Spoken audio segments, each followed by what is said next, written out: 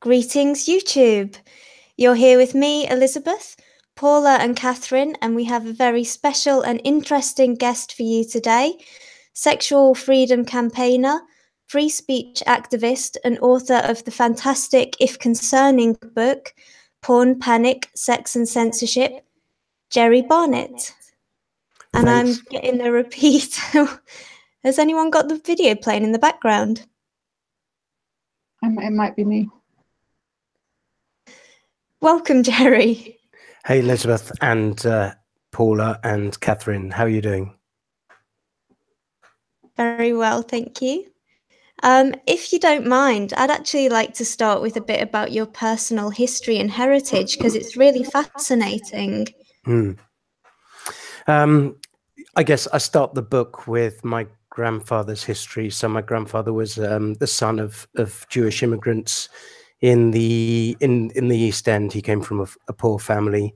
He left school at 14, and he became an anti-fascist activist, which was may not be the coolest kind of label in 2018, but it was certainly a cool thing to be in 1936 in the East End of London.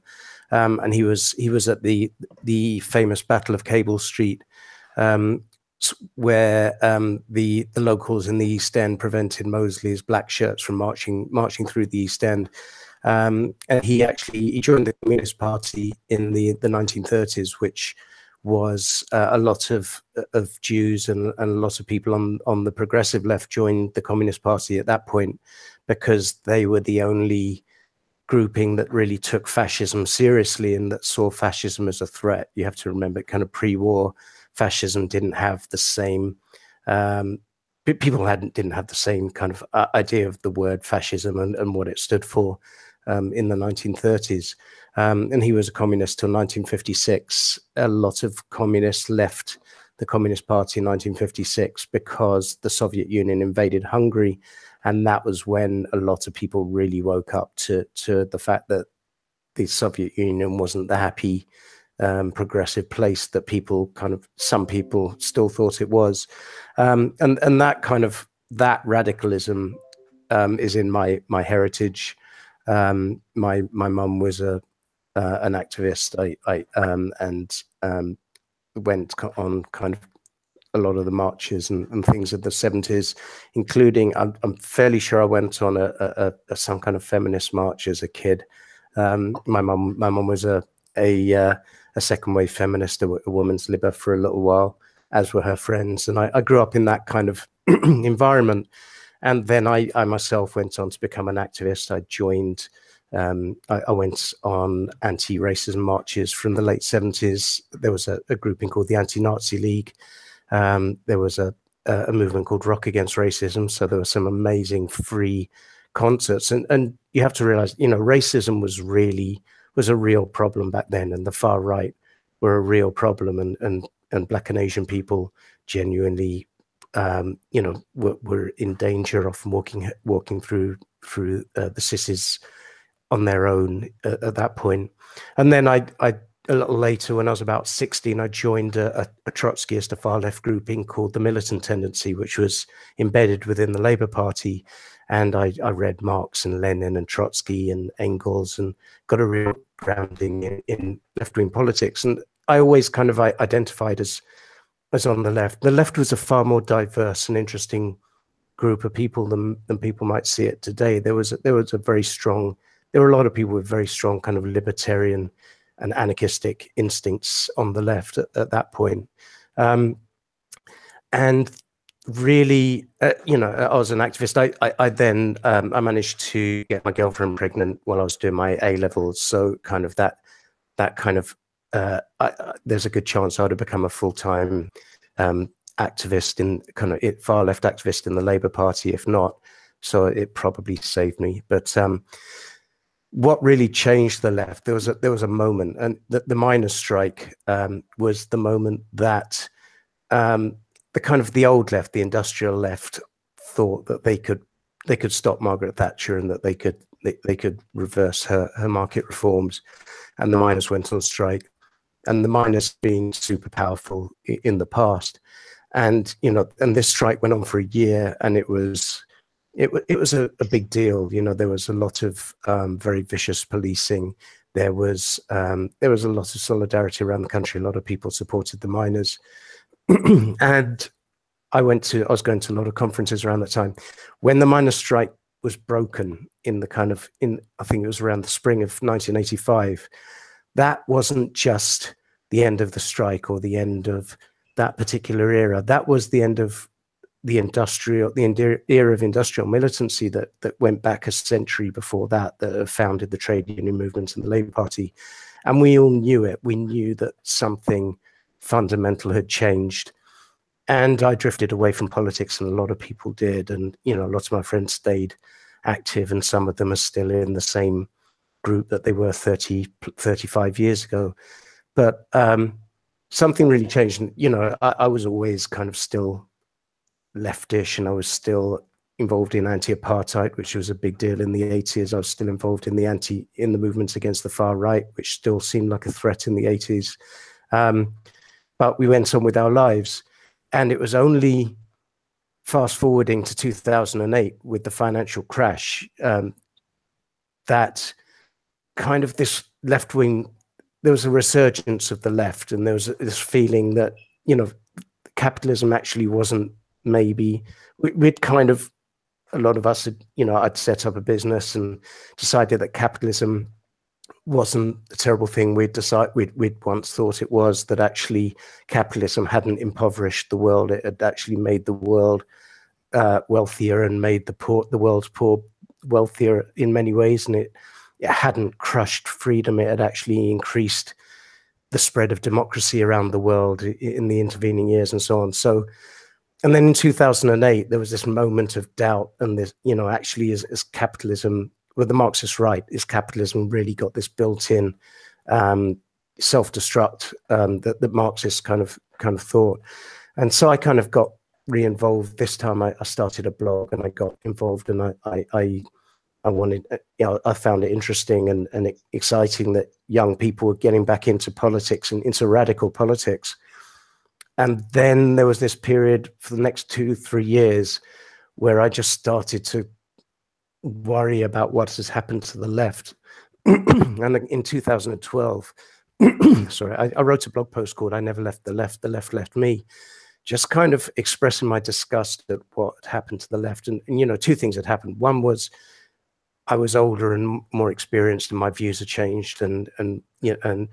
But the other thing was the left had fundamentally changed. And what had changed was that when the miners' strike ended and the trade union movement kind of imploded, the left had retreated into academia, into universities, into public service trade unions. It became quite middle class, and it changed fundamentally. Without the kind of industrial working class on board, the nature of the left changed, and identity politics started to grow. And I'd kind of ignored all that, and until 2012, I just had this kind of, what the fuck has happened to the left? Because this was my tribe in a way that more than it is to most people. I think this kind of, like I say, this was my family lineage going back to the Battle of Cable Street in 1936, and I felt kind of betrayed, and I started to look and examine and see what had gone wrong.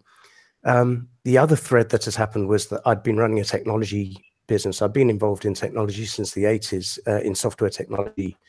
And I started a business in the mid 90s, and an internet software business. And kind of by accident, I ended up building a porn site for someone, and that had gone quite well. And then I ended up building some more porn sites. And then there was a dot-com crash in 2001 when the internet industry kind of imploded.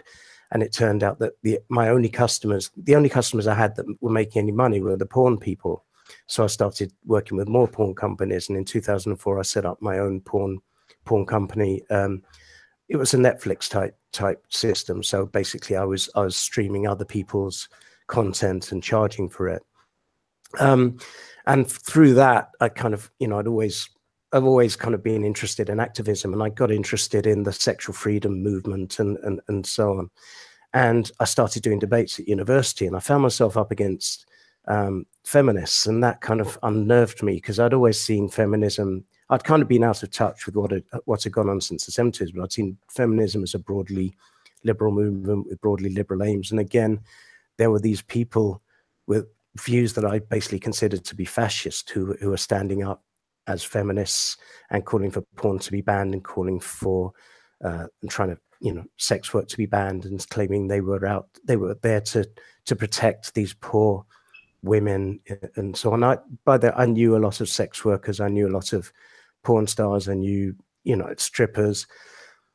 And so I was kind of joining this campaign on which the left was on the wrong side. It was feminists and trade unionists and the Labour Party, people in the Labour Party and so on, were trying to censor the internet, trying to close down strip clubs, completely claiming they were on the side, you know, trying to rescue the poor women from the industry. But I knew full well that the women didn't want to be rescued.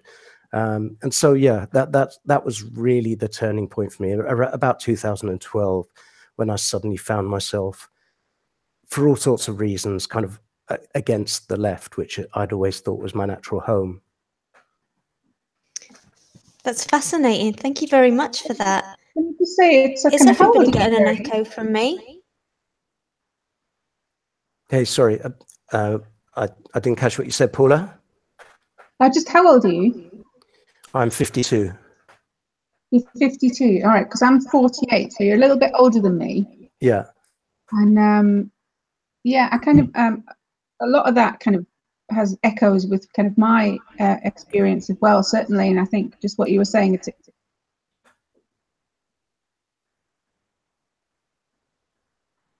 Oh, I think I lost you there. Yeah, sorry, I can just see you. I can see you talking, but I can't hear you. Has somebody got an echo? Has somebody got something playing in the background? We've definitely got an echo. I'm going to check my computer. Okay, my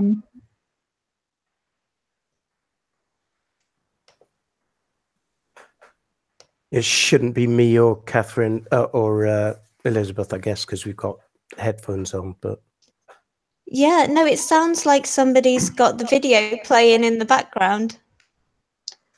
Yeah, I'm actually watching It's not me. myself on the wrong thing.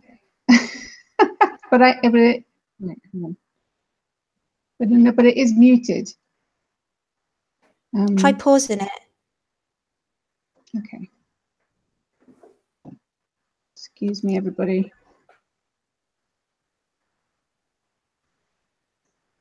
Is that better? Let's talk a bit. It sounds like it's gone to me. Yeah, I was just, because Jerry's what, 4 or 5 years older than me, and I just thought that was an interesting point what you said about the miners' strike. I lived in Easington in the northeast of England, where there were big kind of pitched battles between the miners and the police in the 80s when I was a teenager, and I know that obviously everybody in that area was born a socialist. You had to be socialist, and that was born out during the miners' strike. You know, with people being taken to car parks and beaten, and kids being spat at school, and in the worst experiences, concrete blocks being dropped off from bridges into people's cars because there were scabs and things. I remember that. You weren't allowed to be an outlier in that kind of thing. And it was interesting that, looking at the history, that the miners didn't actually vote to go out. The trade unions took them out. And but just you saying there that after the miners' strike, the kind of the neo-Marxists lost their grassroots support base and had to kind of retreat into academia. That's an interesting point, I think. Yeah, and I mean, the roots of identity politics were already there, but certainly as Marxists, kind of real Marxists like my lot, we're kind of contemptuous of identity politics and very wary of it. So, you know, I think identity politics of today has two strong roots. One is feminism and the other is black nationalism. And I was part of the anti-racism movement, but the anti-racism movement for a start, we did not accept the idea that only white people could be racist. That was absolutely seen as a racist viewpoint on the left.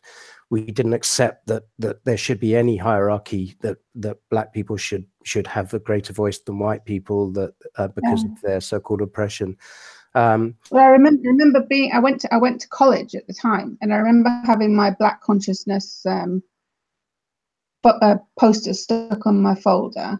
I remember, you know, kind of Biko and Nelson Mandela's really massive kind of thing. There were the kind of the boycotts to South Africa and all of these things. I mean, we would turn on the news and see people being necklaced, and which is, yeah, it's nothing compared to kind of what you see. Things were on the 6 o'clock news, and as a child seeing those kinds of things, it was pretty horrific. And we've come a long way since then. So it's kind of funny that, you know, I grew up in that kind of quite kind of corralled kind of leftist progressive perspective as well, and still have those kinds of liberal kind of views in that kind of sense, in the sense of, you know, kind of like humans are humans, and all humans deserve kind of basic respect and human rights and what have you. But yeah, the kind of the whole idea coming out of postmodernism that you're saying is of black people or people of color having some kind of magical kind of cloak of righteousness that kind of makes them not be party to kind of human frailty or human and actually weakness. It's primarily middle class students, black and Asian and Arab people who are claiming this oppression and who are claiming this right. That, you know, it's this weird kind of upside down Alice in Wonderland thinking, where the more oppressed you claim to be, the more right you have to tell other people to shut up. Like I hadn't come across any of this, except, you know, I mean, we didn't see there were black nationalists around at the time, and we didn't see them as part of the left. They were as much reactionaries as the National Front and the white fascists. And I still see black nationalism like that. And if anything, black nationalism is kind of strengthened since those days, because the left, the anti-racism movement, doesn't hold this in check. The anti-racism movement is only interested in white racism, which makes it a racist movement as far as I'm concerned. So I kind of see these twin strands of black nationalism and feminism, and actually they borrow from each other. And I think kind of coming more to the point of porn panic and things, you know, there's this great myth that gender feminism is built around, the great myth of gender being an entirely social construct, and men and women basically being the same things that are just forced into difference by social.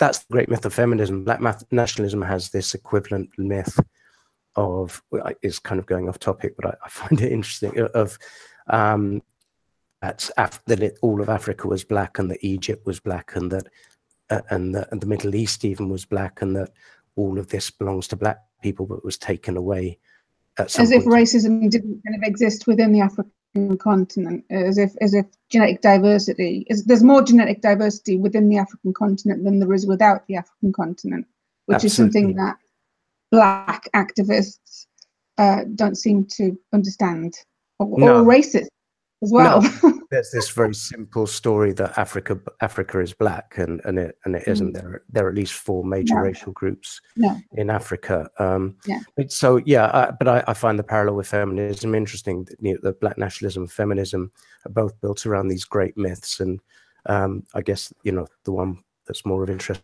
tonight is the great myth of gender. Of lack of gender difference. It's all the same tactic and strategy, basically, isn't it? It's a kind of the kind of special. You've got the special sauce, so that makes you know, and it's like, I've kind of said this a couple of times on recently, where I've said, you know, so black people have a kind of special kind of cloak that protects them from being toxic, but doesn't protect them from the toxicity of others. You know, if that's that's some, you know, if that's some pretty strong magic, that you should sell that snake oil, because that would make you really powerful if that's true. If you're really are different. And it's a complete reversal of progressive ideology. Absolutely. Because as I say, the anti-racism in the 80s, people used to talk about reverse racism as if there were two types of racism, white against black being different to black against white. And we were always dead straightforward about it, that there is one type of racism, and it is bigotry by one person of one race against another person because of their race, regardless of their color. And the fact that that's been, I never really heard this black people can't be racist thing till about 2012 again. Presumably it had been brewing in academia for decades until it's spewed out. But literally, I didn't hear it in the political discourse till 2012. And it was one of the many things that made me worry about the left and where the left had got to. And I still stand on that point. You know, most of my social circle is black, and I have to have a lot of arguments with my friends these days. But, you know, white people are kind of scared to open their mouths, and they can't be. I think everybody has the right to assert their right to equality, and regardless of who they are. That's another parallel with feminism, isn't it? Because, you know, in feminism, there's this idea that women can't be sexist. And they use that, you know, sexism or indeed racism is prejudice plus power. That little equation that they use, that get out clause. Yeah, but the power is as they define it. So you say, how do you measure this power? And they can't measure it. And, you know, having a scientific kind of background in education, the first thing I say is, if you're going to talk about power, what is this power? How do you define it, and how do you measure it? And if you can't measure it, then you're dealing with some kind of mystical religious construct. Exactly. Generally, for feminists, it just seems to be, if women are not doing the same thing men are doing, then they're somehow less powerful or less capable. If feminists have no interest in women's actual interests, or talking about biology, they have no interest in female choice, you know, which is a huge, powerful evolutionary thing. That they're ignorant of it, and they don't want to know about it at the same time. Yeah, and there's a lot of maliciousness, but yeah, I think one of the things, because I've always hated bullying and bigotry at a general level, and one of my drivers into this new activism was just the fact that people were bullying women for being porn stars, strippers. It was the whole thing started for me in 2012 again, when I interviewed two female friends, strippers who had joined Equity, the trade union, and started fighting back against a feminist group called Object, who were trying to close down their workplaces, and spreading loads of lies and saying it was that the presence of a strip club in a particular area increased the rape in that area, of which there was no evidence whatsoever, but they said it. But yeah, it's this.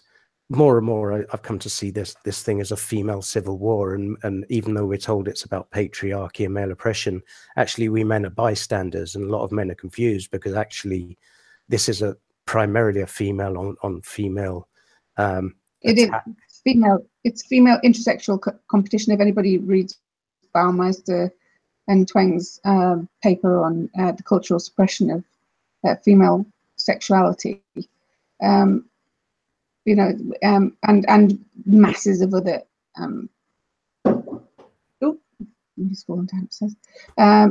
data. You know, feminism, and because feminism is so kind of anti-biology and anti anything that kind of tells you anything of use about kind of how people interact and why they interact in certain ways. They're completely ignorant of why. Of how they express themselves. But it's I think feminism is more so, even though it threatens men in the same way that, you know, when male intersexual competition becomes really intense in certain societies, there are females and children and bystanders are hurt by proxy and that, but the main kind of victims of that, which is a paper that I kind of co-authored with Marianne Fisher and Dave Kruger, I've forgotten his first name. But basically, the men are the main victims of intense male intersexual competition. We've never been in a situation in kind of Western civilization where female intersexual competition has been allowed to kind of run its course and see where it kind of leads in a kind of runaway scenario. And I think what we're seeing now, and certainly with feminisms eating each other, intersectional feminism, radical feminism, all of these feminisms, they're all just kind of in this massive bait ball, just kind of feeding on each other in a massive frenzy for who knows what. But now in the wider media with kind of models and all of this kind of thing, it's becoming really kind of obvious that feminism is a movement to control female sexuality. Yeah, and I think one of the facts of female sexuality is that there's a massive diversity. I think women are more diverse in their sexual responses than men. So you've actually got a war defined by biology of kind of less, however you want to put it, less sexual, less promiscuous women, perhaps attacking women who are more sexual, who are more promiscuous. And this is, as I say, why I see it as, to an extent, a female civil war. There's a bigger distribution around the tails for women in sexuality than there is, whereas for genius and IQ, that happens to be with men. But for kind of sexuality and fluidity and that kind of sense, there is with women, And I mean, but I know Elizabeth's got something for you. I'll let her get in now. So do you two not think that, the groups like Object who are campaigning to get strip clubs closed down and things like this, do you not think that's an attack on male sexuality with kind of female casualties? It could be seen as either, I think. They certainly find men disgusting and brutish, and they find it, they see the strippers, if you take strip clubs as an example, they see strippers as traitors who give dirty, disgusting men what they want. But it's very much about commerce, and it's about women's careers. For men, men are consumers, and strippers are, in this case, are the providers. But it's about sexual economics, and the price in sexual economics. The kind of the dollar is sex, and women are the gateholders, the gatekeepers of sex. Absolutely. So and I believe in biological. I think I mean there's also the kind of there's a conservatism from the point of view that actually marriage is a much better earner than sex work and striptease and so on. That marriage is a lifelong secure contract, and with divorce laws and alimony and so on, it's guaranteed even if your husband leaves you. So there's certainly a view, and I think it's probably true, that promiscuity, promiscuous women, sex workers and so on reduce the incentive of men to get married, and reduce the value of marriage because they can get sex elsewhere. And actually in very sexually repressed societies, men are going to get married younger if that's where they can find sex. So there's definitely an economic competition there as well.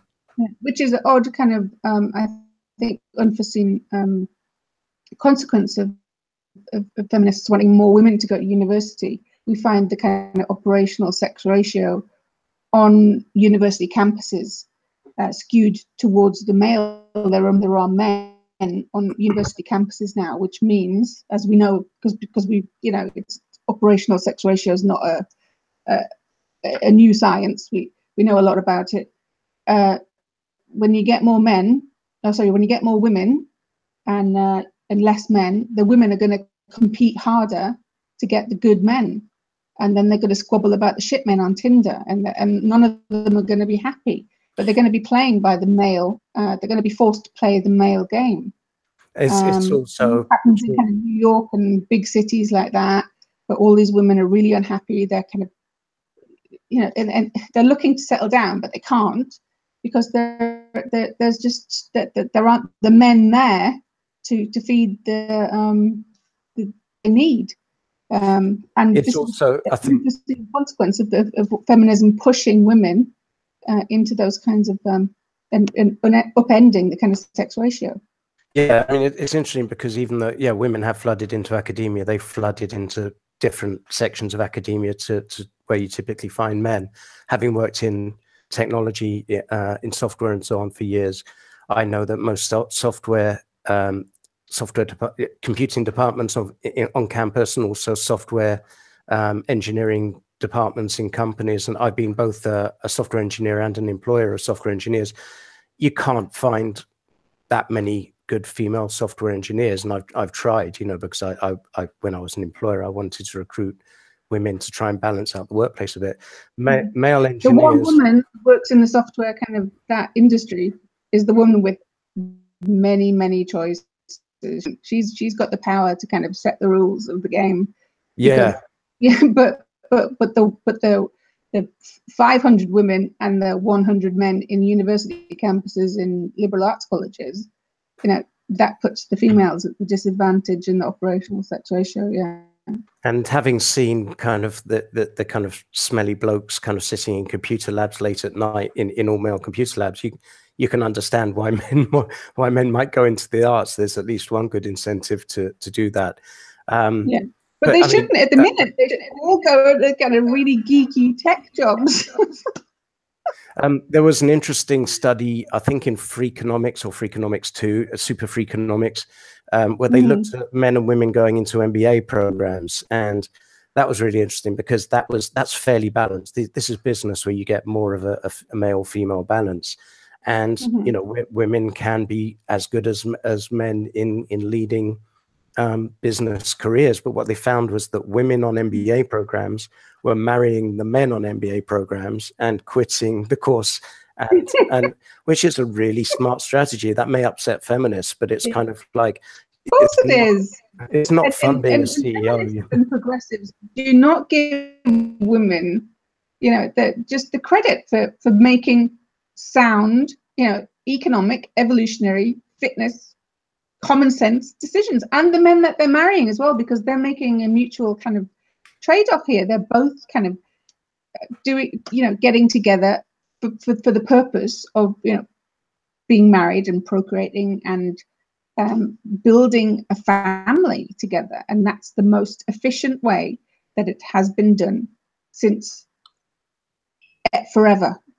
Yeah, and you know, if you want to pick good genetic stock, then picking someone who's with an MBA, male or female, is a pretty good way of finding someone with good genes. But I mean, you know, and you know, I certainly wouldn't agree with some of the MRA people who think that men are somehow forced into these roles and things. Men who go into CEO positions and work 80-hour weeks and fly around the world and never see their family and never have social lives. They do that because they love that kind of thing. They love the power. They're driven, aren't they? They're driven. Yeah. Those are people who do that. You can't do that. And then they pair up with people who can tolerate that at the same time. Recently, Helena Morrissey has published a book. She's like CEO of some investment company, and it's all about how she's managed to have this high-flying career, but also have 9 children. Wow. And she basically, in this book, she basically did it by having a wife. Her husband, I mean, they had a full-time nanny for 20 years as well, but her husband is some Buddhist person that stayed home with the kids. So, I mean, obviously both parents could have been at work and the kids could have. I think I wrote something a few years ago about one businesswoman of the year, and for 1 year was a trans woman. A man who was living, but she had a wife who stayed at home. So it's kind of, she's basically a man who, I'm going to really offend people here, a man who put on a dress, went to work and followed his passions absolutely, but also had a female woman, cis woman, looking after the kids, and she, you know, because I'm going to respect his wishes, was awarded the Woman Deserved. I mean, it is ridiculous. I mean, the trans thing is interesting and complex, and actually, I mean, I know trans people, male to female and female to male, and I mean, it's certainly from the point of view of growing up as a trans person, it seems to be possibly one of the most traumatic things you can go through, because your brain and you know, your biological sex and your brain's idea of what your gender is are mismatched, and that's, you know, from the people I know, that's utterly traumatic. So I'm quite happy to recognize people's chosen genders. You know, when you get into discussions, when you have to redefine man and woman to make activists happy, it starts to get silly. And certainly, I think a lot of the trans people I know don't see the trans activists as their representatives, and find the whole discussion silly. And even more silly, I know they're really not. They don't appreciate what trans activists are doing at all. They you know, they just want to actually blend in and get on with their lives. They don't want to make a spectacle of themselves. And even worse, the gender fluid people, which I call it trans blackface, because they're not trans, but they're kind of playing the role of being trans because it's cool, and they can add an extra oppression to their intersectional collection. You know, and I think actually, if anything, the whole gender fluid kind of movement, and the kind of redefining gender when you feel like it, actually does trans people a disservice, because, you know, trans people genuinely, like an extended childhood that kind of is extended in throughout university. And I know university is a protected space in the same way that, you know, schools are a protected, and you're not an individual. You don't have responsibilities. You can play for a few more years. You can play and make, and you don't have to, you know, just make those hard decisions. You know, it's not like we grew up in our teenage years. You know, being a teenager is about being depressed about who you are. And some people have it more and worse than others, but that's basically the condition of being a teenager. Yeah, and I think, well, I mean, the kind of gender, I've met a couple of gender fluid type people, both kind of in the sex work kind of area, and they're both characterized by being quite fairly privileged. As sex workers, they're also very well paid, and they don't have to answer to a boss and this kind of thing. And so they have the luxury of playing around with their gender identity and changing it like clothes. And it's certainly like a privilege. It's like a privileged game. And like I say, I've known some trans people that it's just, you know, it's heartbreaking what they went through growing up, especially older people who carried it for decades before they could understand and transition or whatever. It's almost like taking the piss out of trans people. If I can, do you mind if I drag it back to the book, Paula? Have you got one more point to make? No. Carry on. Yeah, what I'd really like to talk about, the book, the fantastic book. There you go. One of the sort of most unsettling trends that I became aware of through reading your book is like the historic tendency for societies to ricochet between periods of sexual liberation and repression. So you talk about the prehistoric Venus figures, which were everywhere and then just disappeared, and written sexual expression in Mesopotamia, which disappeared. You talk about the Soviet Union, which was the first modern state to decriminalize homosexuality, but then they recriminalized it. And you shared that link the other day about Lenin's massacre of sex workers as well. And I'd like to quote one of your lines back to you from the book, because I think it's fantastic. You say that perhaps the only thing as universal in human society as a love of sex is a fear of sex. And having read your book, because we spoke about it between us before I read the book, didn't we? And I said, oh, I feel really, you know, positive about it. I think we're moving in the right direction. But now I feel really quite worried that we're really overdue a period of intense repression, and that there's warning signs popping up all over the place. So I'd like to know how concerned you are, and also I'd like you to describe some of the warning signs that we're seeing here and now in the UK. Yeah, well, look, this is why I'm so passionate, and I find it so important, because this isn't about sexual freedom or the right of sex workers or the rights of strippers. I think Edie Lamore, who I quote in the book and who's a friend of mine, and she still strips. She's a stripper. She was a stripper activist, and she called herself the canary in the coal mine. And as I interviewed her in 2012, and she was kind of the basis for the story of the book, because they saw the anti-sex backlash coming before anyone else saw it coming. But yeah, and in the book, I make the point: sexual repression is a symbol of political repression. If you see sexual repression rising, then political repression is rising, and sexual freedom is probably the first casualty. And the book, partly because I was an anti-fascist activist and my grandfather was, partly because I'm Jewish, and so Jews are kind of brought up with this fear of fascism. We're kind of inoculated. We're kind of almost brought up to keep looking over our shoulder to see if the fascists are here. And it's kind of, the book is about fascism, and I see sexual repression as a symbol, as one symptom of rising fascism. But I try to be very precise about it and define what fascism is, because everything's fascism these days. And so I define fascism as a deep cultural backlash against the Enlightenment. And the Enlightenment is the birth of liberalism. So Enlightenment values are really boiled down to three things. One is liberty, and in particular free speech and free expression. The second is equality, and the third is reason.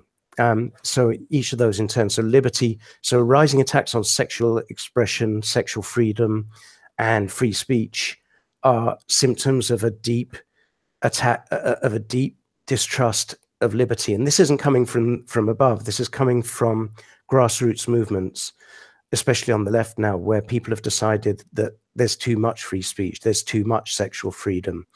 And this is why things like Page 3 are important, and the ban on grid girls are important, because suddenly society, or not society, but these political movements of the left have decided that grid girls and Page 3 and strippers and lads mags and pornography are all nasty and icky and need to be covered up. And I defend those things as examples of liberty. The equality thing, so the first strand is attacks on liberty. The second strand is attacks on equality.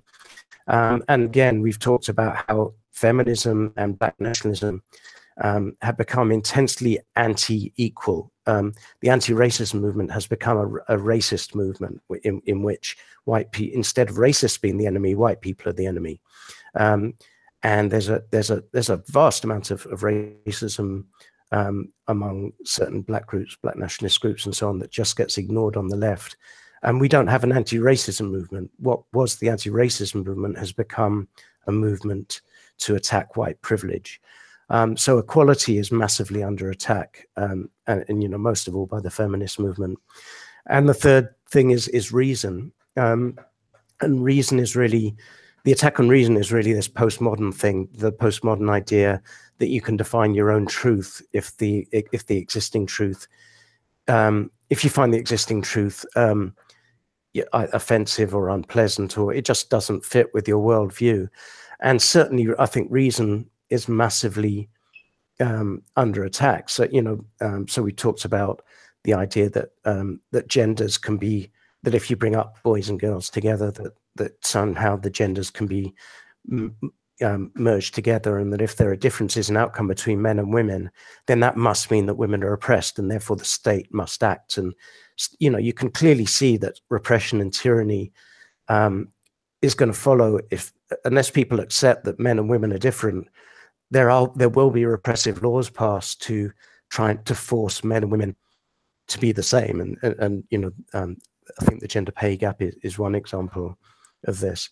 But yeah, the attacks on reason are particularly worrying as a science kind of geek person. And like I say, I've mentioned the kind of black nationalist myths as well.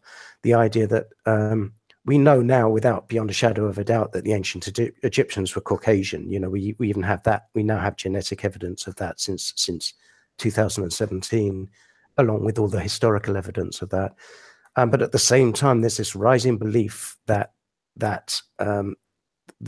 Egypt and North Africa and the Middle East was stolen from black people, and it's becoming unacceptable to teach actual history in university because it now offends that people who don't want it that way. So yeah, I think if the attacks on liberty, the attacks on equality, and the attacks on reason form the basis of real fascism, not skinheads, not Nazi salutes, not swastikas, not even necessarily white nationalists and so on. Real, genuine fascism, which is this ultra-conservative attempt to turn back the Enlightenment and to attack everything that society has achieved in the past 200 years. And that's what fascism was in the 1930s as well. And most people don't understand that. They just think it's about killing Jews or, gas chambers or military parades and the kind of things that Hitler did. Fascism is much deeper than that and much scarier than that. It's when society decides it doesn't like reality and tries to squish it into and create a new reality. Mm-hmm. I mean, I'd really like to underline that canary in the coal mine sort of aspect, actually, that, sexual freedom is the first one to go and then other freedoms fall like dominoes. I think that's really important. But I'd also like to kind of get into some of the just examples of where sexual freedom is under threat. So I'm thinking of, feminist activism like Object in UK Feminista. I'm thinking of page 3, the Grid Girls, the kissing ban.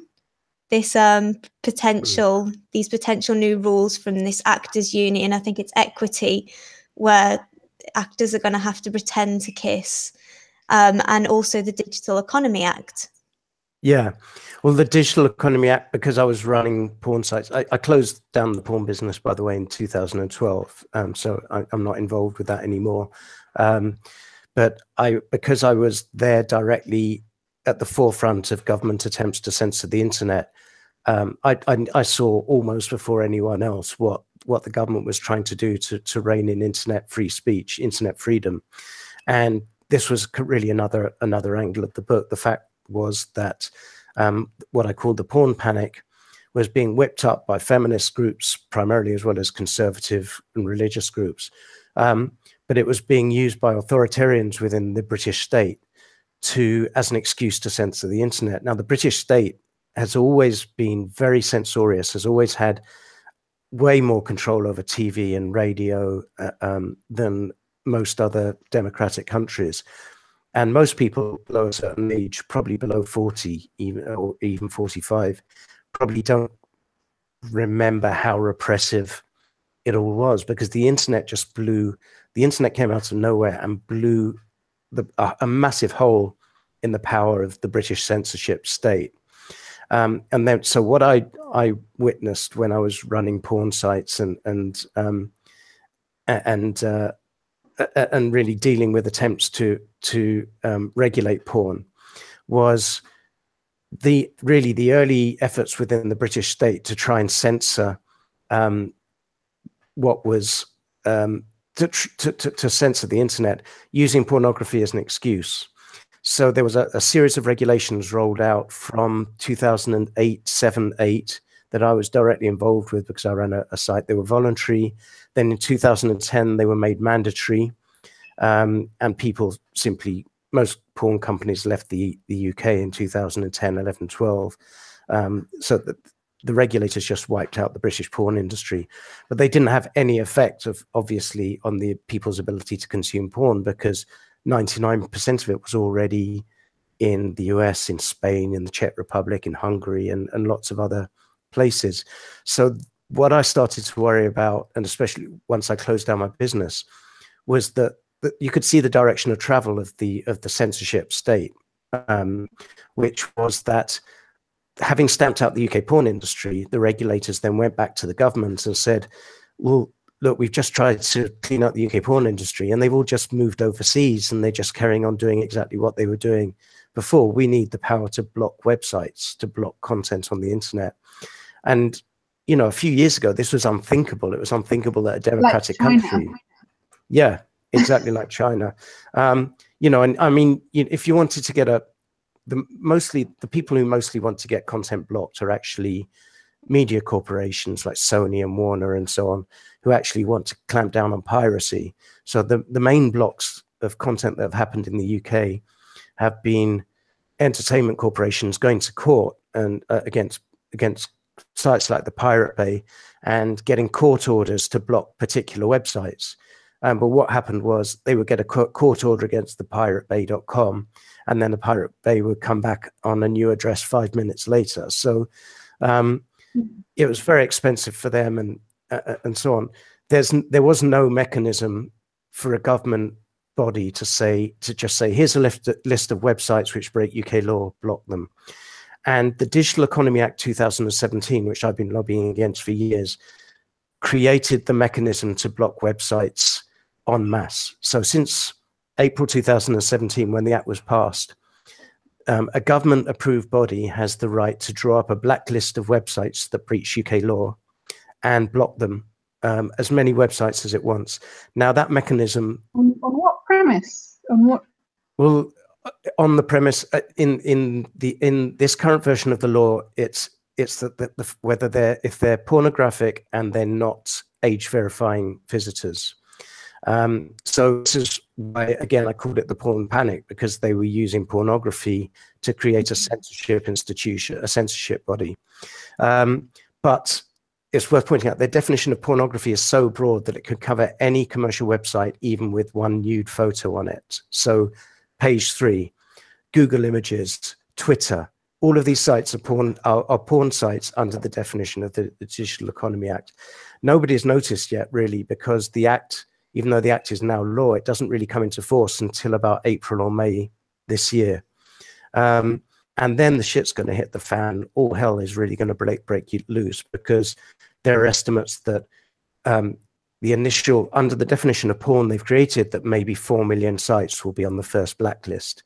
So when this it's due to come in on, I think, 27th of April, even though it's running behind from what I've heard. So from one day in the next 2, 3, 4 months, 4 million websites are suddenly going to be blocked by ISPs. The ISPs will be forced to block them under the law. And unless you have a VPN or use the Tor browser or whatever, you won't be able to access these sites anymore. And they'll all be sexual sites in one way or another, except, as I say, that things like everything from Tumblr to Twitter to Google Images to... Well, exactly. I mean, how do you pass pornography from erotica? And certainly at the minute, you know, anti-sex kind of anti-feminine feminists seem to be saying that the female form itself is pornographic. Oh, we lost. Yeah. Hey, did we lose someone? Yeah. Oh, you're back. You back, Elizabeth? Yeah, I'm back. Sorry.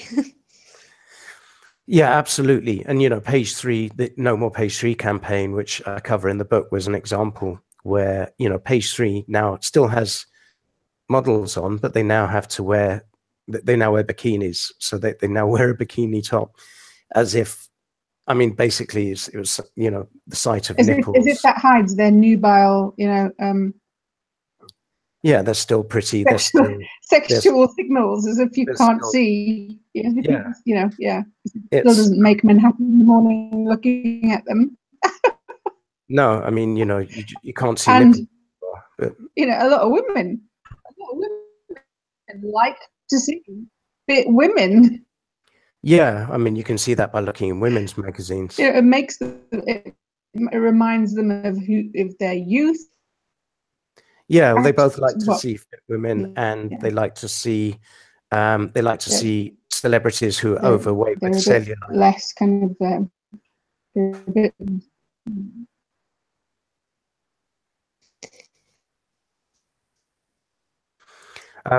Certainly, looking at female magazines, women like to torture themselves looking at females who have kind of symmetry on their faces. They're not really interested in the gynoid fat deposit. Yeah, well, which I mean, is what men are more interested in. But men are interested in symmetry as well. But well, I mean, women look at. But yeah, basically, this is just at some point, it's a kind of blank check. It is a blank check. I mean, the definition of porn in the Digital Economy Act, basically, yeah, as I say, it can be any image, sexual or just nude, and it doesn't have to be erotic nude. It can be nude, non-erotic nude. So it's likely to cover sex ed, and erotic art and things like that. I mean, but furthermore, once this mechanism exists, and it's going to be run by the BBFC, which is the old video censor, once the blocking mechanism exists, an amendment to the act can add hate speech, just like that. It can add extremism, and it will. That porn is being used as a testing ground. Porn isn't particularly special. It's just that it's the hardest thing to defend, and it's the thing that people don't defend, which is why I end up on Newsnight and Radio 4 and stuff like that, because the worthy defenders of free speech won't go and defend pornography because it's too yucky for them, But this is my worry has been when once you have the mechanism, once you have the law, once you have the mechanism, then they can block anything, and the internet's about to change fundamentally, and it's all been done under the excuse of blocking porn. Arms races, you talk about that on your website and Pub Panic and things like that. We're also going to see that there's going to be an evolutionary tech arms race between the censors and the people, basically. And the censors are always going to be playing catch up. They are essentially. But they've been watching, and they can thank China and Saudi Arabia and Iran. Yeah. For proofing the technology. And the thing is, you don't need to get the technology perfect, because once you've made it hard enough or underground enough that 10% or 5% or it's only 2% or 1% of the population are now using these workarounds, then you can threaten people with prison and things like that. And that's what's been done in the world of pornography as well. I mean, Britain's, I think, the only democratic country I know where certain types of categories of pornography you can go to prison for possessing it.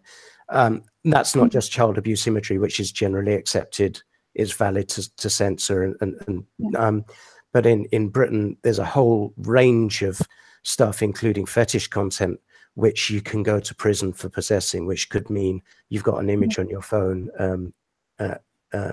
So yeah, I mean, they can use just the sheer threat of the sheer fear. So again, the unforeseen consequences of the kind of tight hand on control is actually is not going to help anybody. It's actually going to make things worse. What we should ask everybody to do is just download Tor on their computer.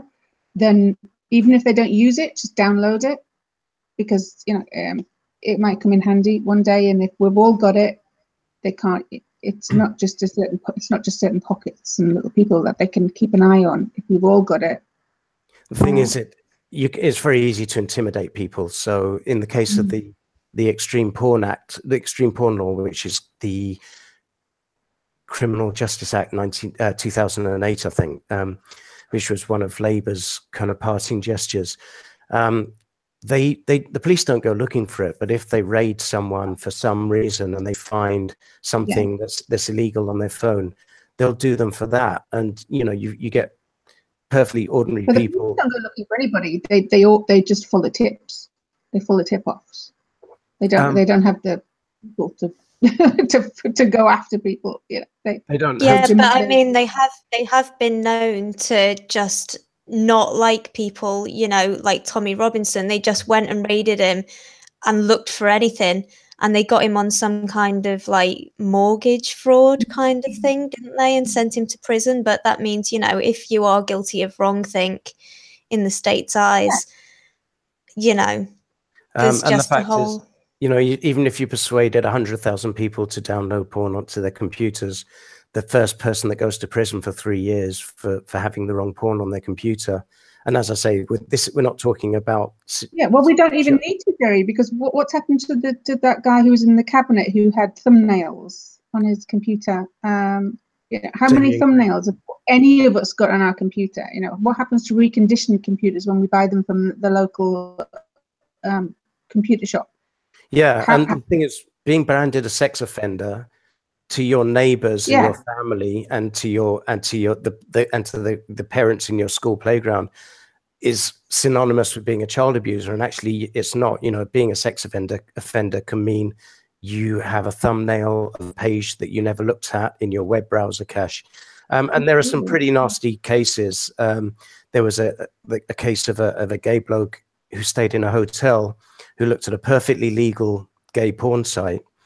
So the next guest in the room found it in the browser history. It was on one of those internet connected TVs. Found it in the browser history. Reported it to the reception. They reported it to the police. They arrested the guy. They took one sample image of a model that was cached, that was on this site, I think, and they said, "We think this model looks under 18.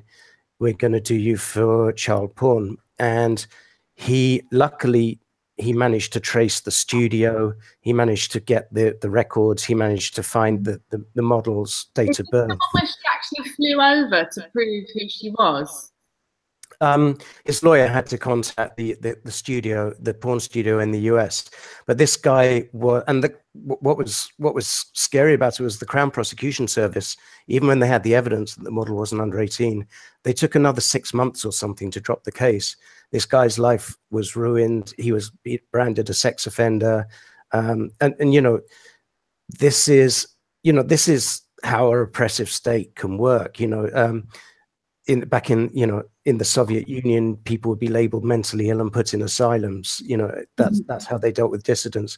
Today, you can be labeled a sex offender, and you're going to get your windows smashed by your neighbors because they don't know that what you were looking at was legal porn rather than something, you know, dark and horrible. So it's a great way for, you know, I equate it to drug possession laws. I think drug possession laws should be scrapped, all of them. But drug possession laws are a fantastic excuse to stop people to go into their pockets, to go into their car,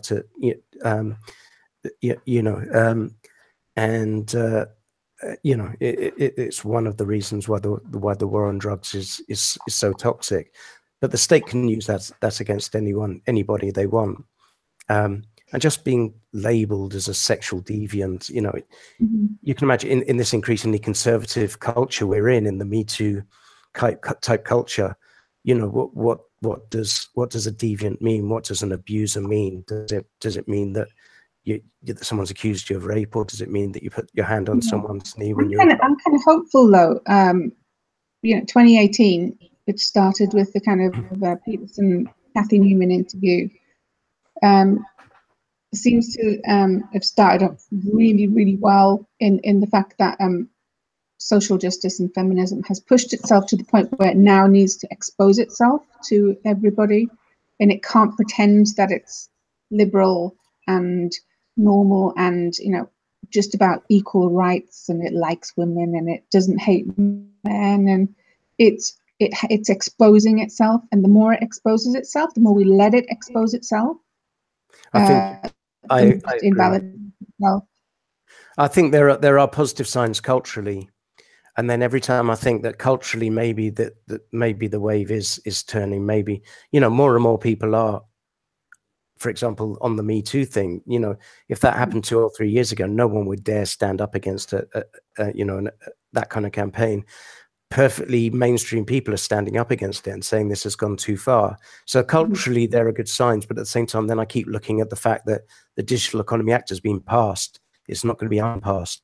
The British Internet. Can I just ask, with this digital censorship that's going to be coming in, that is going to annoy a lot of people, and there is obviously going to be a backlash to that. People are going to find a way to look at explicit images. They always, throughout history, they always have, they always will. Can I just ask how long you think that's going to take, and what form that's going to take, and how successful that will be?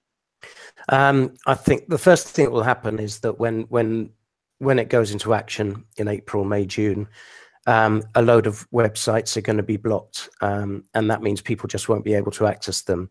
And then people will learn from their mates that you can download a VPN and install that, and then you can access your sites again. However, sites that comply with the law won't be blocked. And this is where it's kind of weird and tricky. Sites like Pornhub, all the big porn sites in the world are going to comply with the law. What that means is Pornhub won't be blocked, but you won't be able to get in without proving your age, which means there are going to be different ways of proving your age, but it means probably using a credit card. It might mean entering your passport details or whatever. So what's going to happen on day one is, you'll be able to access the biggest porn sites in the world because they're ready. Millions of other sites will be blocked, including sites that aren't porn. And then people will install VPNs and carry on. The next stage will be that the state will crack down on VPNs. And again, that's happened in China. So, VPN is something that tunnels you through censorship systems. But the government will simply ban the sale of VPNs in the UK unless they block sites that are illegal in the UK. So, yeah, there's a tit for tat technical battle coming, and it depends how repressive the state gets. So, a lot of people, I think, there are a lot of people in the political system and in the that will lose their nerve at some point. The ISPs are going to be complaining. Google will be mounting a fight back. I mean, I think I differ from all of you in that I'm anti-Brexit, but one of the let's not go there. But I mean, one of the things we'll lose by leaving the EU is that actually EU law gives much stronger protections of online free speech than British law is going to afterwards. And EU law, in particular, protects net neutrality, which net neutrality is a mechanism that says all websites have to get through equally. And one of the things that net neutrality stops is states from blocking websites selectively.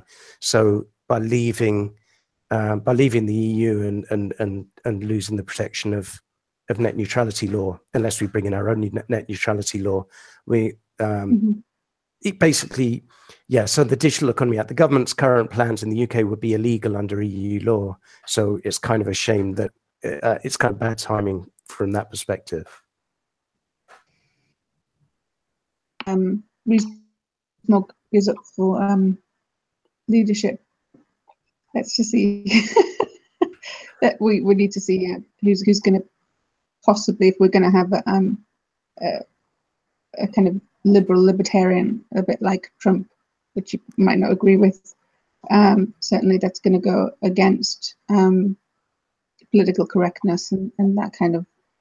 I think, I mean, I'm certainly not a Trump fan, and I'm quite, I've become a Trump fan. I was skeptical at first, but he is such good fun. He's more fun than I thought. I thought he was a fascist. He's not a libertarian. He's a showman more than anything.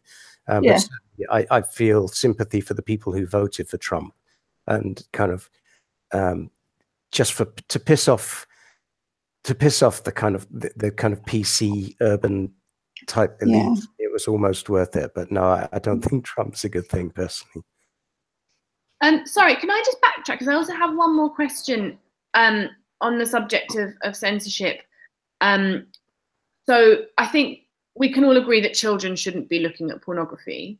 My point of view is that it should be the parent's responsibility, and if you want to make something an offence, it should actually be an offence to allow a child to have access to a device that doesn't have adult controls on it. That's my personal opinion. So what's your opinion on that, on how we should keep children away from pornographic imagery? And also my job used to be, I used to work for a tech company, and my job was in age verification. And so, for example, a passport or a credit card, it is just an algorithm check. So you enter a valid passport number, and it checks kind of, it doesn't know who you are. It just checks that it's a real passport code and this kind of stuff.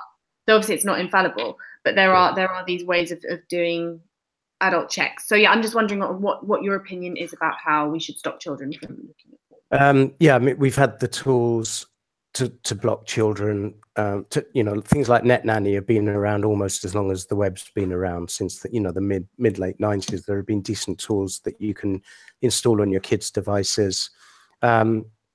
And so, yeah, for sure, these things need to be done. Google have brought out a nice family, I can't remember what it's called, but it's only out in the US and New Zealand and Ireland at the moment. But the minute it comes out in the UK, I'm going to install it on my son's tablet. And not only does it give you really good kind of filtering that you can manage yourself, but it also links the Google account to the parent account, and it mails you what the parent, you have access to what the child's been doing. You get weekly reports of their accesses. You can do that anyway in Google. I've done that on my son's. I think the problem is that the government knows that many children are much more computer literate than their parents, and children are, and I think this kind of does go back to this nanny state that wants to come in and decide what's best for people and interfere with their freedoms. Yeah. Well, the age verification thing does sound very compelling, and this is why this has been the way that censorship has been introduced. So what they've said is, unless porn sites age verify, we're gonna block them, and that sounds very reasonable. Can I just jump in and ask both you, Jerry, and Catherine actually a question on age verification, because I would be very concerned about putting my card details into a website, or my passport details especially. Like that seems like a security risk to me. Yeah, there's a big privacy implication, which to me I kind of don't focus on that so much, because there are so many bigger issues around free speech, but there's a huge privacy issue, and a lot of people will stop looking at porn because they're scared of that people will be able to that there'll be a record somewhere of what they look at. Is that kind of that brother thing? I mean, also my job, it was actually for an online game. It was a gaming thing, so it had to be adult. It had to be adults, because obviously children and gambling, big no-no, of course. Yeah. But as you know, when it was my job, I was a person sitting in an office, and my whole job was actually making sure that people's data that they were giving us certainly wasn't accessible by anyone. Was only because there's a rule in the Data Protection Act that you can only keep information that is relevant, and you can only keep it for a certain amount of time that it's relevant. Yeah. But then you also have to be able to prove that you have that information about your customers, so you are walking that line. But people would have gone to jail, if there was an information security breach. But as a person who's sitting there with your credit card, particularly if you're trying to access adult material, you don't know that there's a person in an office making sure that happens. You don't know if the person, particularly with the credit card, they're just trying to nick your credit card. So I think that would stop probably a majority of people. Yeah, and you don't know where the site's from either. No, and you don't know if hackers can get to it, even if the company has good data protection procedures and so on. And one of the, Pornhub, which is run by a company called Manwin, which owns a vast section of the porn industry, is going to be doing its own age verification checks. So we don't really know how they're going to manage their data, or where in the world it's going to be stored. I guess that kind of brings me onto kind of one of the things that I get to later in the book, because the book's not necessarily about defending porn, but I felt it was worth defending porn. You know, the book's about defending free speech, whether it's good or bad speech. And so to an extent, I defend people's right to look at porn, whether it's good or bad.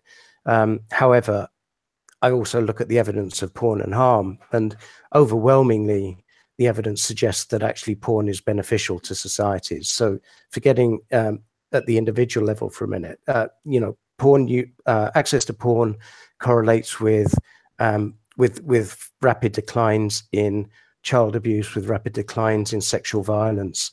And there are some really good studies that have happened around the world over the last 30 years or so.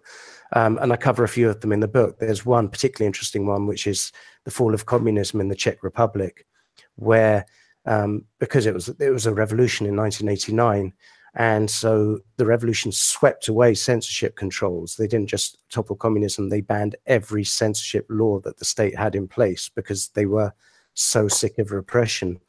And what followed in the Czech Republic was a massive decline in sexual violence. But I mean, that's been seen on a slower scale in America. Yeah, well, when you mention America in the book, because various states have slightly different laws, that's a really useful kind of test case, isn't it? You know, and so places where it is more easily available do have lower rates of rape and stuff like that. Yeah, and they found that the more technical states and the more urban states where the internet was adopted more quickly in the 90s saw steeper declines in sexual violence than the states that were more rural and where internet take-up was slower. And there have been some really, really good studies, and the UK government has done its own studies on this and then quickly hushed them up. But you know, the UK government's done studies in I think 2005 and 2011. They've done meta studies, so they've gone to other European governments. They've done links to those studies, because I've not seen those studies. Sorry. Do you have links to those studies? I've just not seen those studies, because I know the correlations. I think really I can strong. find them actually. They're all in the book, aren't they? I think I mentioned them in the book. We'll get them in the description. I know, Jerry, you asked me to review your book a few years ago. I just found that message for you on Twitter, and I completely forgot. I just didn't. If I don't do something immediately when somebody asks me to do it, it just goes into the ether. Sorry, but yeah, I mean, because I know the correlations are strong, but we're not.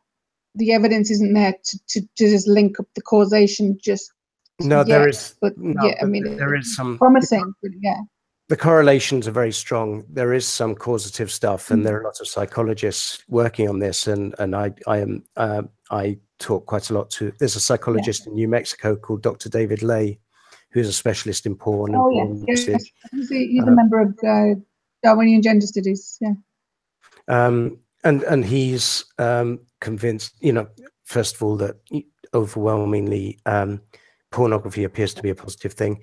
There is problematic use of porn. There are people who use porn problematically, but there are people who eat problematically and shop problematically and so on. These are compulsive behaviors, and he's particularly determined to say this is not addiction.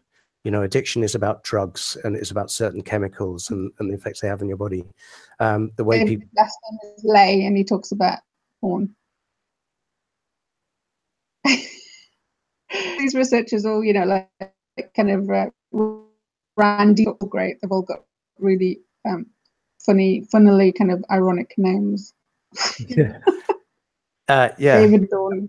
To be honest, I'm probably so jaded. I don't think I'd even spotted it before. But yeah. I spend my life immersed in porn people, you know, and stuff. But I mean, you know, back to, you know, my own kids. I'm going to do absolutely everything I can to stop them accessing this content for as long as possible. Well, to be devil's advocate for a little bit, because I mean, you know, when was the first time you ever saw a pornographic image? And you know what I mean? I mean, like kind of mucous membrane. I don't mean erotic. I mean, kind of you saw a penis entering a vagina, and you saw the mucous membranes. And how old were you when you saw that? I think I was 12, and it was. I mean, this would have been like 1977 or something. But like hedgerow porn. Did you know? It was a friend's older stepbrother who had some imported Scandinavian magazines. These magazines were illegal in the UK. Actually, pornography was legal in the UK till about the year 2000. What about Elizabeth and Catherine? How old were you? About 12 or 13, yeah. I can't Catherine? remember. Sorry. I was about 12. I was on my way to church and I found, me and my friend found a porn magazine in the hedgerow. And we were all over it. We were like, oh my God, she looks like she's in pain. Oh, what's good? But we were fascinated. And I think, you know, it hasn't done us any harm. And I know that it's different kind of when we worry about the compulsive nature of just being able to switch on the dopamine hits of that instant gratification online and what have you. But just to play devil's advocate, you know, I've got a young son who I know, you know, we've got all of the protections on the internet and stuff, and he still comes across it. People at school whose parents don't have those protections, you know, when they're having sleepovers and stuff, end up a lot of things. Yeah, I mean, the thing is, and I wonder if a parent, like, you know, about how we react if they see those things, because what I've never done is kind of just hit the roof and said, you know, that's ridiculous, that's horrible, that's disgusting. It's just kind of, oh well, that's what it is. It's not reality. And you know, you're going to be growing up and you're going to be feeling a lot of things, and he's kind of grown out of it. It's kind of. The problem is that, according to the government, they need to be they can't see this until they turn 18, and I think that's damaging, because, you know, because they're including. Teenagers are fascinated with sex. They're gonna see it, whether we want them to see it or not. I think, I mean, from the minute I hit puberty, it's been non-stop since then, really, and you know, it's just kind of slowed down. Helping them, maybe it's not stop. Maybe it's obviously stopping the flow of it, being able to see it, but also helping them interpret what they're seeing. That's important, and you know, there are lots of movement for ethical porn and for good porn, and the thing is, kids will look out, you know, teenagers will seek out what they're interested in, and as psychologists will point out, there's this idea that you go down a spiral of worse and worse and worse, and the reality is that that's actually unlikely. People see something they don't like and they don't go back to it, you know, and they see something they like and they do go back to it, and it's but yeah, this has been a problem since puberty was invented, however many million years ago, and it continues to be a problem, and porn just kind of highlights it, I think. I hope Adam was listening then. We did get a tweet from Adam earlier asking, how do we suggest parents guide adults in this stage of ubiquitous online pornography? Are there any more points to add on that? How do we? I think just, you know, download the Censorship. If you bring download the kind of filters and all of that, and I think I mean, you can't stop them. Bring your child, and when they, you know, when you eventually catch them, you know, watching it or on the phone or whatever, you know, just don't hit the roof. Just explain what it is, and explain that it's not reality. It's but sometimes it's just stills. I think. I remember years ago, a friend of mine phoned me because her mum, she was goddaughter to a girl, 13-year-old girl, and the mum had phoned her as godmother, and she didn't know. So she phoned me and she said, "My goddaughter has been looking at porn on her PC. She's been looking at gay male porn on her PC. What does this mean?" And I said, "Well, typically gay porn has hotter men with better abs and six packs and stuff, so that's why she's probably seeking out kind of gay imagery." But it's, you know, I mean, 13-year-old is finding naked images interesting. I couldn't find anything less surprising, you know. I think one of the things that haunts me as a story, my partner Steve told me from when he was at school, that one of his friends, when they were about 12 or 13 again, they discovered, you know, as you do, wherever you discover it, you see it. And this kid had a stash under his bed, and his parents found it, and he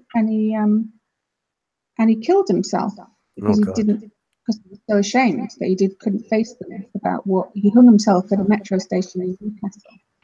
That's the stigma. I mean, my mum actually found some under my mattress, and I was utterly mortified. But but then I had a kind of she was the kind of mum who'd think that was funny, which was annoying, but it wasn't traumatic.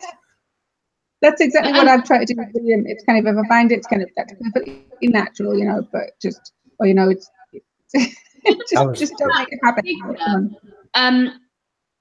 My opinion is also that the fact that the way that people access a lot of pornography is that it's free because they don't want to give their credit card or whatever. That means the nature of what they're consuming can be sort of really low quality or whatever. I wonder if we took away the stigma and kind of made it okay to pay for access to that kind of material, and everyone, you know, it's like having a subscription to anything else. Maybe that would make a lot of these issues go away. I wonder what your opinion is about that.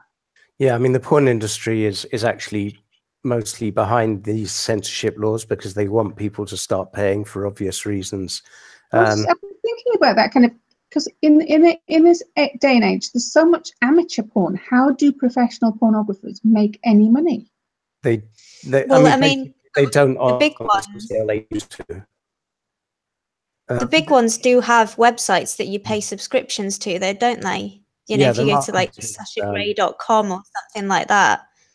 Yeah, totally. I mean, there's still commercial porn, but the market's tiny compared to 10 years ago before the free sites came along. But this is this is the same problem that newspapers, music companies, and so on are experiencing. First, partly due to piracy, but partly just because it's so cheap to make content these days. And the fact is, a lot of wannabe musicians are creating pretty good music at home on their own and putting it out there for free to get famous, and killing the music industry in the same way that free porn's killing the porn industry. I mean, the budgets, there used to be $1 million budgets for one movie in the 1970s, for one porn movie in the 1970s, and they had plots, they had acting, they had location. You know, these were big budget films. No, I don't think there's that much demand for that kind of thing. You know, porn is masturbation material primarily, and people are looking for that for a few minutes of whatever turns them on. Yeah. And there's a lot of people find amateur stuff filmed on a phone sexier than professional stuff filmed in a studio. And I've been in porn studios, and they're really unsexy environments. And, you know, it's kind of, I possibly because I've been around the industry, I don't find very professionally made porn very sexy, because I can imagine the camera crew and the sound engine people and stuff standing there, you know, behind the scenes. I think I'd just like to make one last point on the kind of issue of children and pornography. I think that you can insulate them from a lot of kind of harm if you just bring them up to respect and be sensitive to other people's needs. You know, I mean, all of my friends were accessing porn from kind of 12 or 13 online. And they're all really nice and had very healthy, normal sex lives. The issue of consent, don't think nothing means. Yeah, I think the issue of consent isn't a sexual issue. The issue of consent is about how you regard other people ethically, and you know, people who are likely to commit sexual violence are probably also likely to commit other forms of violence and other forms of antisocial behavior. But, you know, again, you know, the idea of stealing is, most people find it difficult to steal or to do other things. You know, it's a general it's a general ethical issue about how you treat people. What was I going to say? But yeah, as I say, I wrote a chapter on really summarizing some of the evidence and of harm, and I think that was important to do, because the anti-porn groups suggest harm. And I've been in so many debates in universities and on the radio and things, countering these harm arguments all the time. And I mean, actually, anti-sex feminist groups like Object have continually been retreating. So they started out saying it harms the women in the industry, but then the women in the industry would just come out and say, no, it doesn't. I enjoy my job. Leave me alone. So then they would say it harms it harms the viewers, and then it causes erectile dysfunction and a bunch of stuff that's not very well backed. People like Gail Dine have been big anti-porn kind of activists, and they kind of she's been quiet for a few.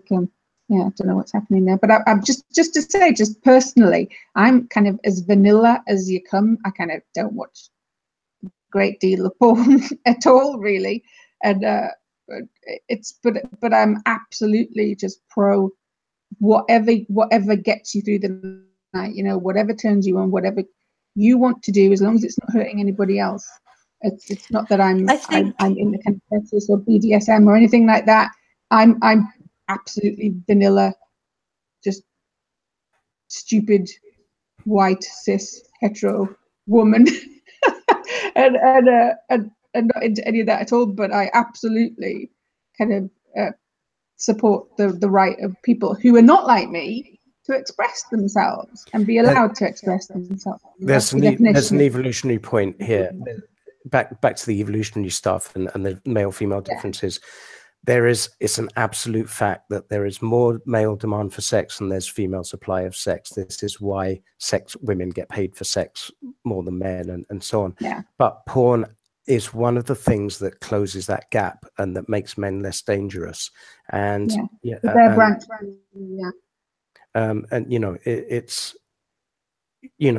evolution's caused us a problem, which is there are roughly equal numbers of men and women, and no sane person would have created roughly equal numbers of men and women, and then given men a great the demand, the drive to have more sex.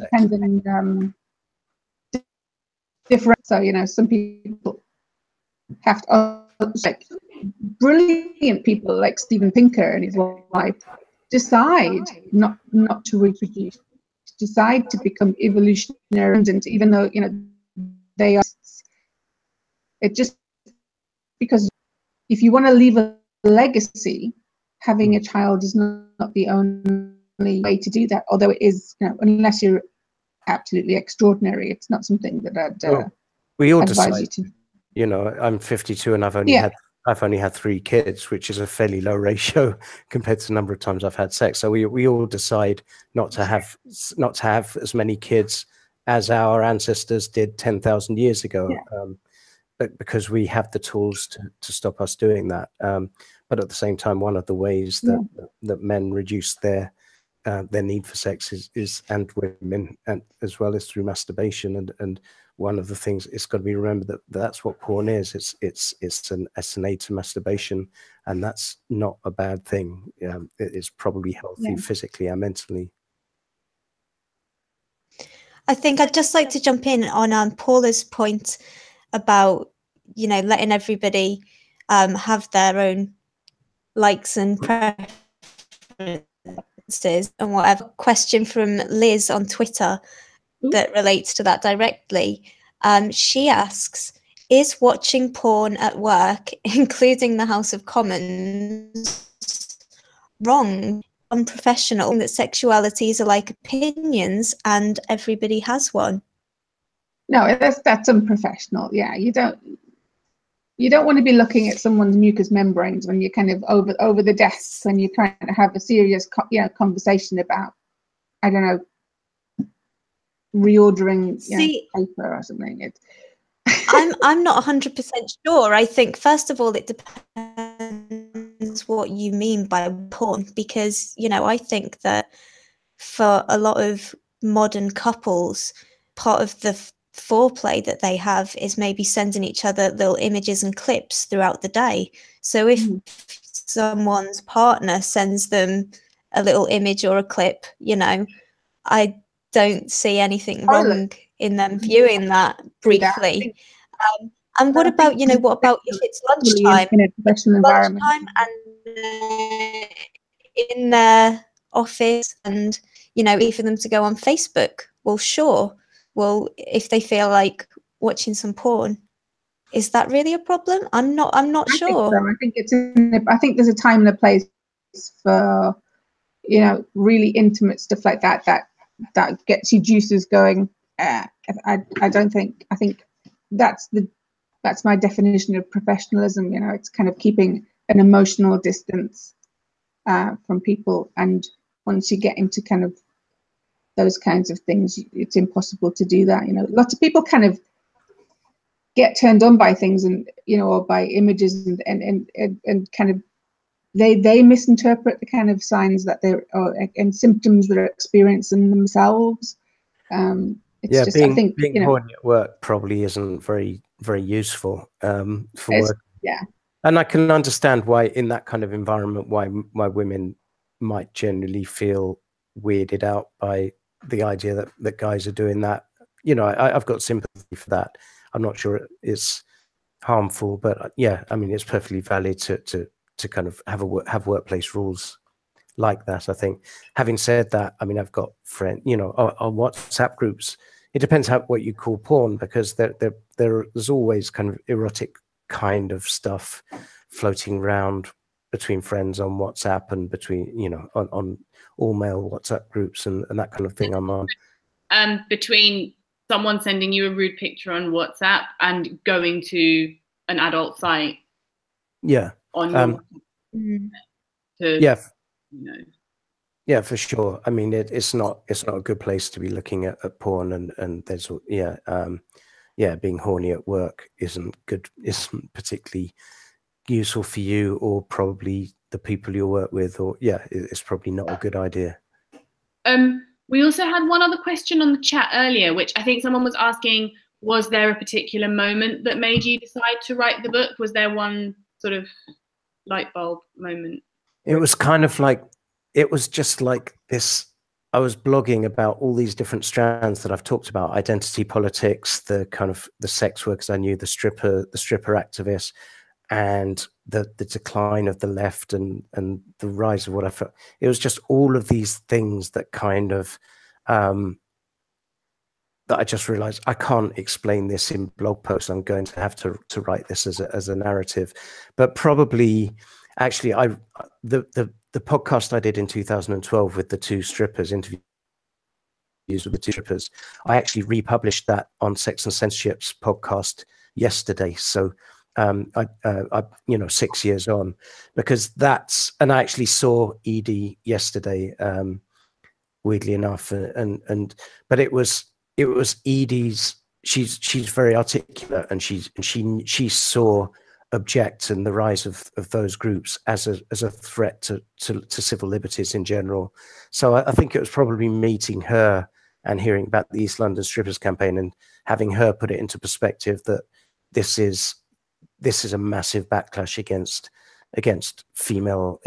women's rights to sexual expression, self-determination. So yeah, I think she's slipping. Massive feminism is slipping, and it's showing itself basically just to be an authoritarian just movement to control other women and other women's sexuality, in order, and yes, that because they want power to control society, and women's sexuality is the, I guess, most powerful kind of resource. Yeah, I mean, actually, in human. There was one other one, which was another friend of mine who was a stripper and a porn star, and she also ran private stag parties as a business. So she would take strippers to private stag parties. Really lovely girl, kind of, again, very, a businesswoman, very, very certain that she was doing what she wanted to do and enjoyed her work and so on. She was personally picked out and harassed by Object, and they stalked her, and they would call her on her way to jobs and say, we know where you're going, we know your home address, we know where your family live, and things and so on. That was, I found particularly disgusting. That was one of the things that made me want to take them on as well. Well, that's what the research shows about kind of bullying at schools. Girls slut shame each other. Boys kind of gay shame. You know, boys will kind of mock other boys, you know, and call them, you know, gay, puff, if they're not kind of up to that kind of standard of competition and what have you in sports and stuff, which is kind of traumatic for boys who are suspect they might be gay, and girls slut shame their rivals. It's not, and they kind of they'll recruit boys to help them do that, but it's girls who are the prime kind of movers in that kind of in that bullying. Yeah. That was one of the nails in the coffin for me, calling myself a feminist, actually. Just seeing the bullying of kind of glamour models and so on and so forth on social media by feminists. I was absolutely horrified. Yeah, and their male supporters. And when I argue with these guys, I just think, you know, they have no argument at all except to produce the word objectification when they run out of when they run out of, you know, and actually it's a real scream of rage. They hate the fact that these beautiful women are you know, walking around half naked or empowered by and objectifying themselves. You probably come across the research as well that shows that when men actually look at pornography, they're not objectifying the model at all. They're looking primarily at the model's face. For signs of genuine arousal and enjoyment. Yeah, the men are making eye contact, trying to make eye contact with the photo, which isn't which is the opposite of objectification. And then when they look at what women are looking at in pornography, they're the ones looking at mucous membranes and bits and objects that you know what's going on there. We don't know, but men are certainly not objectifying. You know, well, women may be looking at it. Women may be getting turned on, but they're also looking at potential competitors, and they're looking at other women's body shapes and the way other women dress. And I think as I say, you know, female intersexual competition is the pink elephant in the feminist room, and they really need to wise up to that. I'm sure I read something. It might have been in The Selfish Gene or something, but I can't remember where it was, about female baboons that would turn on young sluts basically in the group and beat the crap out of them. And you know, and I've been trying to find this reference again ever since, but it's not just human behavior. No. It's probably going to be in Hardy. I think Sarah Hardy did most of the research on the baboons, but yeah, the female competition it's brutal. It's forced beatings, kind of you know in apes, you know, humans are actually quite unique in the fact that when we as apes, when we have babies, we hand our babies to other females. You know, because we're partially kind of cooperative breeding kind of species where we need the help of allo mothers and whoever they might be. They might be kind of kin partners. It doesn't have to be a mother. It doesn't have to be female. Allo mothers can be anybody who's kind of helping you bring up your child. You know, the dyad isn't actually enough to bring up altrical kind of human children. But in other apes and monkeys, it's really, really rare for a monkey to hand over their infant to another female because she might kill it. Because 99.9% of the time she will kill it. Most of the time, apes, our ape cousins, do not let go of their young at all. Yeah, we are with them. We are very unique in the species in that matter. Yeah, whereas actually male infanticide is quite normal in humans, or at least it was, you know, in pre civilized societies, where men would kill other men's children with perfectly rational ends of kind of reducing competition for their own genes. And this is one of the reasons why women may be promiscuous. There's a really horrible kind of anecdote in Hardy kind of relates in one of the books about the Yamamoto, I think, in South America, where one of the mothers kind of says, you know, they came and they smashed our babies' heads on the rocks, and we begged them not to, but you know, it's the trials and struggles that our ancestors went through, you know, just in here. Into the kind of it's in the Old Testament, you know. I mean, God often, you know, God would tell the Israelites to go and kill the boys and men and take the women and girls as prizes. You know, it was perfectly normal behavior. Yeah, absolutely.